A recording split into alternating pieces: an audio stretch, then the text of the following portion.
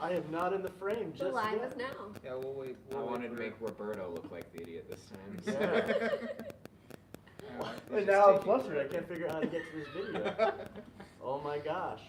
We're professionals. It's okay. So the three of us are here today. The three of us here, and we're talking about Libertalia, Winds of Galecrest. I can't do Galecrest. this. Galecrest, Yeah. which is a game that's being republished by Stonemaier Games, and it was designed by Roberto. Help me out here. Paolo Mori. Paolo Mori. I told him I would forget that, and I ended up doing it. So, but yeah, excellent. So we're talking about it. We got to play yesterday with some of the Stonemaier employees, and we wanted to kind of talk about and give a first impressions kind of breakdown of it. So I'll start. McKay, what did you think about it? I guess, had you ever played it before, like No. the previous? This was my first time, and I was pleasantly surprised. When I had looked up the game before, I knew it was a game that had been around for a little while. I did kind of slot it into that, it's a game that has some age on it, and it's probably going to feel like an old game. I'm also not prone to loving the take that mechanic in a game, so... Did that happen? We'll get to that. So I was skeptical, but I was actually very impressed. Maybe some of it was the romanticism of it all, being able to play it with the Stonemaier friends there. There was a lot of fun that went on, and I'm excited to play again. It's not one that I would sit down and play with my wife, because she would hate me by the end, probably, but actually a very good game. Yeah, I really enjoyed it. I've never played the first Libertalia, but I really enjoyed the flavor of it too. All of the people are now animals, and they're really cute, and the art is really fun. I don't know if this was in the original Libertalia, but there's also these great little tiles, and those are the things that you're grabbing.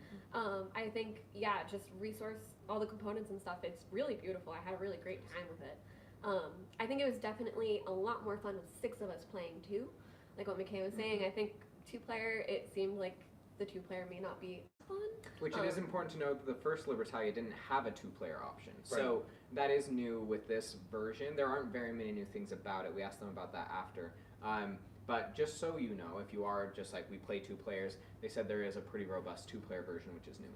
Yeah, but I think the bigger crew you have, the more fun it is. It was a lot of fun with all of us kind of screwing each other over. Yeah, it got pretty cutthroat there for a little bit, but no, I mean, it was great. I mean, you were talking about the tiles. I mean, the components on this. I mean, it's a Stonemaier game, right? They're going to be high, top tier quality components. I remember a lot of like the Azul tiles. Yes. And I mean, just top tier. What did you think about it, Roberto? Components, excellent, but to your point, it's Stonemaier games, and it's always great. And those tiles, I think Jamie did talk about in one of his blogs or newsletter that those baked tiles are from like the Azul, so cool. It's the same vibe there. But it felt good to have those. They feel quality. The cards felt nice from, again, component standpoint, and the treasure thing, that was really cool Yeah. too. Oh, The yeah. stored treasure, Yeah. storing our coins that can't be stolen in between rounds. I love take that games, and I think we all know this. So playing that for me was perfect, and I'm looking forward to playing it at 2 players, just to see how far I can take it, if you will. Yeah. So I liked it a lot. We were basically opposite people, Roberto, which is good. That's why we're That's on known. opposite ends Yes. of the That's of right. the place We right have now. to keep each other at arm's length. Yeah.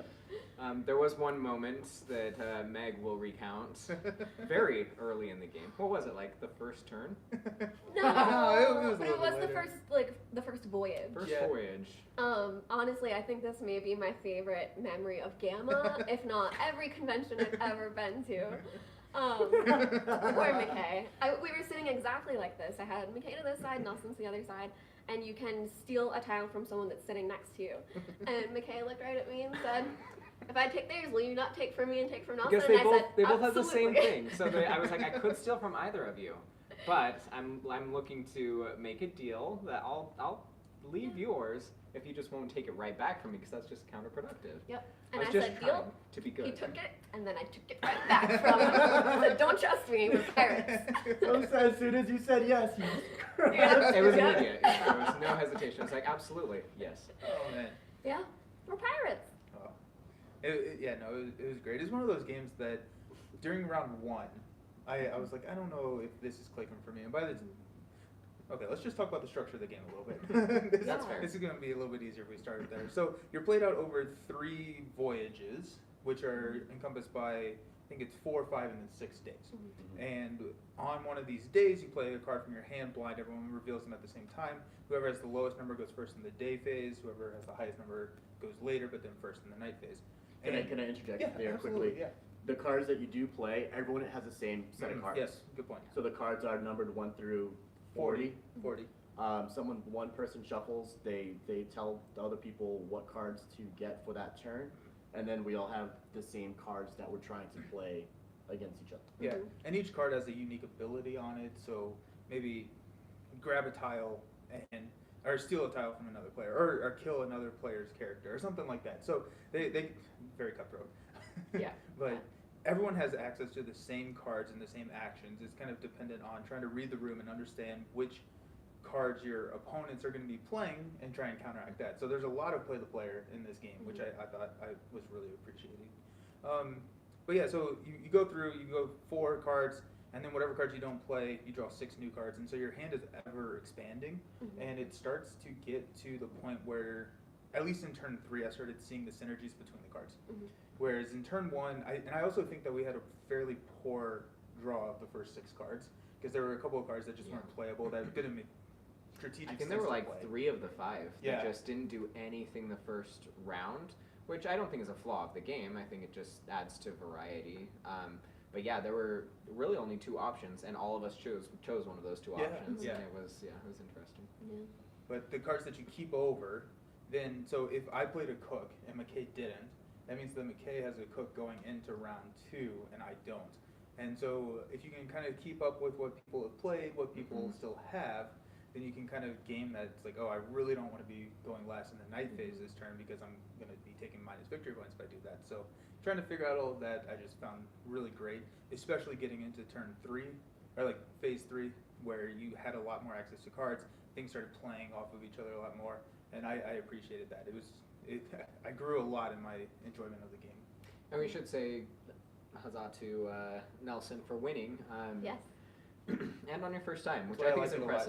impressive. Because I think that first voyage, like you, I was just like, I don't really know what's going on here. I don't know how these cards are going to play off of each other, what's going to be advantageous. But leave it to kind of the engineering mindset in order to see all of the different like intricacies. I feel like it took me until like the end of the second voyage to really get an idea of why your reputation mattered in a lot of situations. And then finally, once that started to set in, I was like, okay. I did very poorly, by the way, very poorly. And also in the gameplay, throughout the days, you're also grabbing these tiles, and those also add something that you get to do. And some of it is just like a boon for you, where it's like gaining gold, and some hurt where you lose gold. But some things were really interesting, where you could attack other people's characters so they can't get tiles. And did the hook let you keep someone in your ship? That's Yeah. so things like that would also really change the cards and what you get to keep in play versus what other people are choosing to keep, because there are only certain tiles, like there's only one hook in one day, so only one person gets it and stuff like that. One of the cool differences of this one versus the previous version of Libertalia is all of the tiles were double-sided, so you can't really hide what you have. From my understanding, the original Libertalia made it so that you could play secretive, but that was one of the really cool things. It's very much, I appreciate how the game forced you to read the table. Because usually that's very much a player choice, where it's like, okay, if I want to be super involved in theirs, then I can. This one you really had to be. There were a lot of moments where grabbing a certain piece of treasure actually didn't do much for you unless you could analyze who you could hurt with it. Right, yeah. So it was actually a really nice, drew you into the take that mechanic instead of making you feel dirty for doing it. It was just like, yeah, this is how the game is played. I felt a little dirty. As you should. As you should. It was nice to play.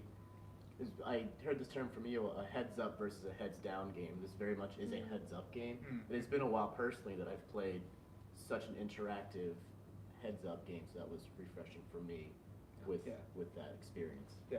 Especially with the Stonemeyer crew showing us how to play the game. That was super fun. Yeah. That was cool. It was great. Thank you, Alex and Joe.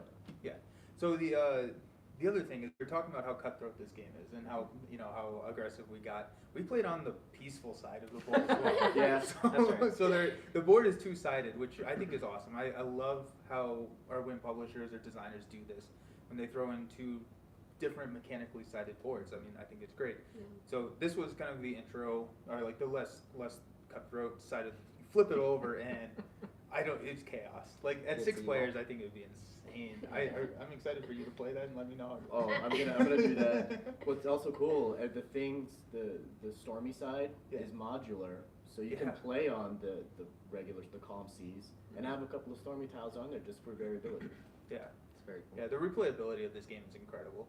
Yeah. Like, right, I mean, you got two sides of the board, you got the modulars, and then just like the cards that are shuffled up and Yeah. dealt, your actions are going to be, probably statistically impossible to be the same any 2 games ever. Yeah. So, I thought it was great. 40 cards, and you get 18 cards per game. Yeah. Yeah, this is not a paid promotion in any way, although we do all very much respect Stonemaier Games, and we're super appreciative that they were able to sit down and teach us the game. It is for sale currently. It's a fairly new release. It's on their website. I was actually impressed. I can't remember what it was. Wasn't it around like $35? It's not an expensive, It's not expensive game. at all. No. Which I was Especially for super the impressed. Once we yeah. pulled it out and started seeing the components, I was very surprised that they were as high quality as they are. Especially if you have a friend who's a Stonemaier champion that can order it for you or Save a something. couple dollars, And- yes. yeah. But anyway, I think we're all very much impressed. Yeah, Yeah. absolutely. It was I a thought good it was a time. great game. Yeah. Looking Yeah. forward to more. Yep. And if you want to play with us, reach out. We'll schedule a game on Board Game Arena because although the Stonemaier version is not on Board Game Arena, the original is. So I personally would be more than happy Yeah, to jump on a game of Board Game Arena with everyone and play around. That'd be super fun. that'd be awesome. Yeah. Okay. And Cool. until next time, I'm gonna stop See you the around. camera now. Thanks for watching. Bye. Now we awkwardly sit here while McKay fixes it, right? Yeah, I actually don't even know how to, so. Oh, dance. It's a dance party. Are we Yes, still I'm live? sure that's why I pushed the X in the corner.